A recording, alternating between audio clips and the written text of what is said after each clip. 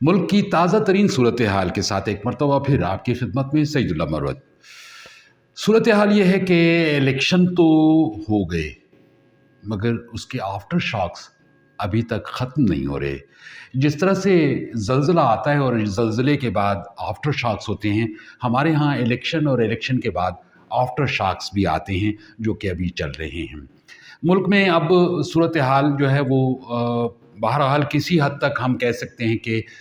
चीज़ें जो है वो सेटल डाउन भी होने वाली हैं या होने जा रही हैं। मुल्क में सदर मुमलकत के लिए आसिफ ज़रदारी का नाम आ गया, वज़ीर आज़म के लिए शहबाज शरीफ साहब, इसी तरह से सूबों में वज़राए आला और स्पीकर, डिप्टी स्पीकर कौमी असम्बली और सूबाई असम्बलियों के वो भी मामला तय हो रहे हैं। जिस तरह से बहुत सारी चीज़ों को, अहम चीज़ों को हम जब लिखते हैं तो उसे अंडरलाइन कर लेते हैं, और बाज़ चीज़ें जब हम बोलते हैं अहम चीज़ें तो उसे हम सरगोशियों में हम बताते हैं। ये भी हमारे यहाँ एक रिवायत है। तो सरगोशियों में आपको ये बताएं कि डेरा इस्माइल ख़ान की सूरत हाल जो है वो खासी बेहतर होने जा रही है। डेरा इस्माइल ख़ान का नाम चंद अहम ओहदों के लिए सामने आ रहा है। ये एक सरगोशी के तौर पे आपको बता रहा हूँ। जब से बानी तहरीक इंसाफ ने अली अमीन का नाम नामज़द किया है उन्हें वज़ीर आला के लिए सूबा खैबर पख्तूनख्वा के, तो तब से ये एक सिलसिला भी जारी है कि कुछ हलकों में इसे नापसंद किया जा रहा है। इवन तहरीक इंसाफ की पार्टी जो है उसके अपने अंदर भी 2-3 ऐसी शख्सियात हैं या ग्रुप हैं जो कि इस चीज़ के हक़ में नहीं है। कहने वाले तो ये भी कह रहे हैं कि असद कैसर उस रात जब यहाँ पे पहुँचे थे, डेरा इस्माइल ख़ान नामज़द वज़ीर आला अली अमीन ख़ान गंडापुर के वालिद फ़ौत हुए थे और उस रात को अली अमीन के घर पे असद कैसर पहुँचे थे। तो बताने वाले ये कहते हैं कि वहाँ पे कुछ तलख़ी हुई थी, और तलख़ी इस बुनियाद पे हुई थी कि उन्होंने कुछ लॉबिंग की थी वज़ीर आलाशिप के लिए, और उस पे अली अमीन के एक भाई ने बहुत नापसंदीदगी का इज़हार किया था और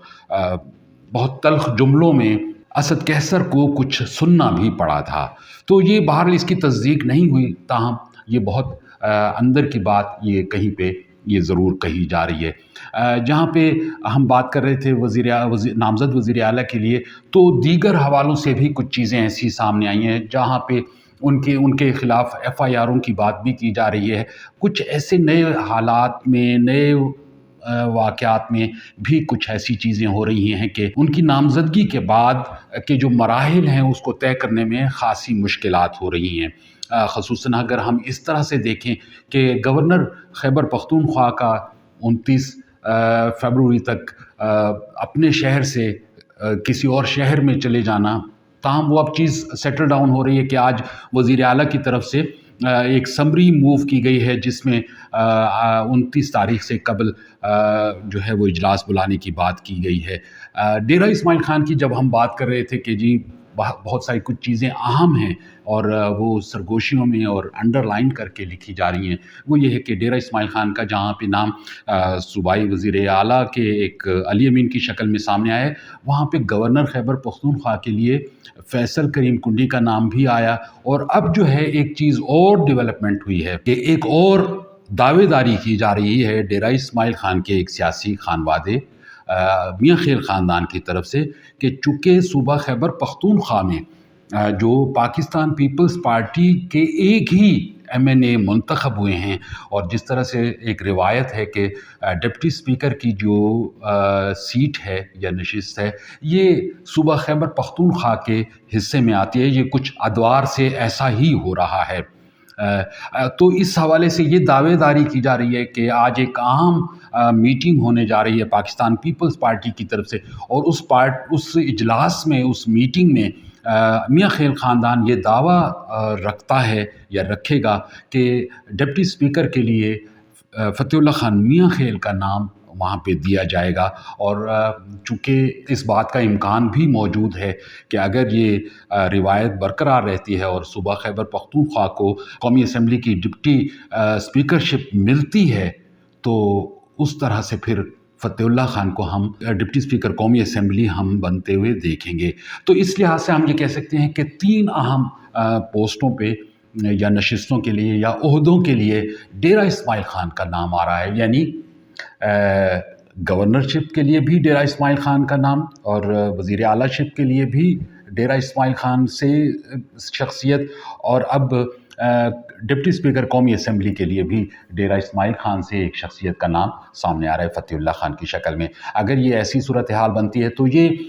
ہم یہ کہہ سکیں گے کہ صوبہ خیبر پختونخوا کے جنوبی اضلاع جو کہ دہائیوں سے ایک پسماندگی کی طرف رواں دواں، یا ایک مسافت ہے جو کہ طے کی جا رہی ہے، ایک سفر ہے جو طے کیا جا رہا ہے کہ جنوبی اضلاع میں وہ خوشحالی جو کہ چارسدہ، مردان،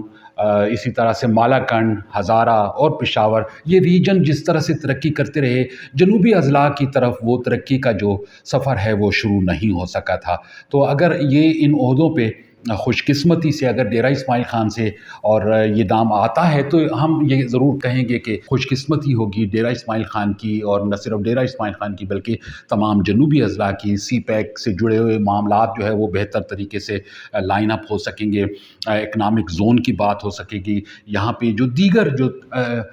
ترقی کے جو اشاریے یا اشارے ہوتے ہیں وہ یہاں پہ نمایاں ہونا شروع ہو جائیں گے۔ Underpasses, overhead bridges, communication کے جو ذرائع ہیں وہ زیادہ بہتر طریقے سے ہو سکیں گے۔ ایک سچویشن جو اس ایریا کو جو فوکس جو کئی دہائیوں سے نہیں مل سکا وہ ملے گا۔ اگر وزیر اعلیٰ شپ کی ہم بات کرتے ہیں تو یہ ایک نصف صدی کی بات ہوگی کہ نصف صدی بعد ڈیرہ اسماعیل خان سے کوئی شخصیت جو ہے وہ صوبائی وزیر اعلیٰ کے طور پہ سامنے آئے گا۔ 71 کی دہائی میں سردار عنایت اللہ خان گنڈا پور اور مفتی محمود صاحب یہ وزیر اعلیٰ کی اس مسند پر مسند نشین ہوئے تھے، اور اس کے بعد سے یہ سلسلہ رک گیا تھا اور صوبے بھر سے لوگ سامنے آتے تھے، ڈیرہ اسماعیل خان اس میں پیچھے رہ جاتا تھا۔ متحدہ مجلس عمل کے دور میں بھی بنوں کے حصے میں آئی تھی ڈیرہ اسماعیل خان، اس میں بھی نہیں شامل تھا۔ ہم یہ کہہ سکتے ہیں کہ اب صورتحال جب سیٹل ڈاؤن ہو رہی ہے انتخابات کے بعد، تو ڈیرہ اسماعیل خان چند اہم عہدوں کے لیے اس کا نام سامنے آ رہا ہے۔ میاں خیل خاندان کئی سالوں کے بعد اس اقتدار کی جو راہداریاں ہیں اس میں دوبارہ سے شامل ہو رہا ہے۔ اسی طرح سے کنڈی خاندان جو تھا وہ ان کا بھی نام آ گیا ہے گورنرشپ کے لیے۔ اب یہ کب ممکن ہو پاتا ہے، اور یہ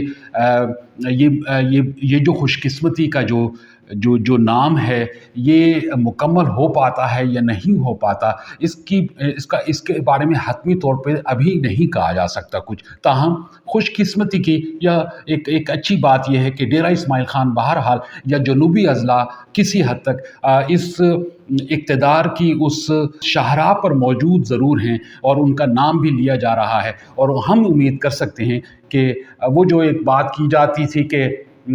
پسماندگی جو ہے یہ کوئی اللہ تعالیٰ کی طرف سے کوئی نازل کردہ کوئی مصیبت نہیں ہے، بلکہ یہ اپرچونٹیز کی بات ہے جو کہ مختلف علاقوں کو، شہروں کو اور ان کی شخصیات کو ملتی ہیں، اور اسی کی بنیاد پہ ایک ترقی کا نیا سفر شروع ہوتا ہے۔ تو ہم امید کر سکتے ہیں کہ ڈیرہ اسماعیل خان یا جنوبی اضلاع کی ترقی کا سفر بھی شروع ہونے والا ہے۔ بہت شکریہ۔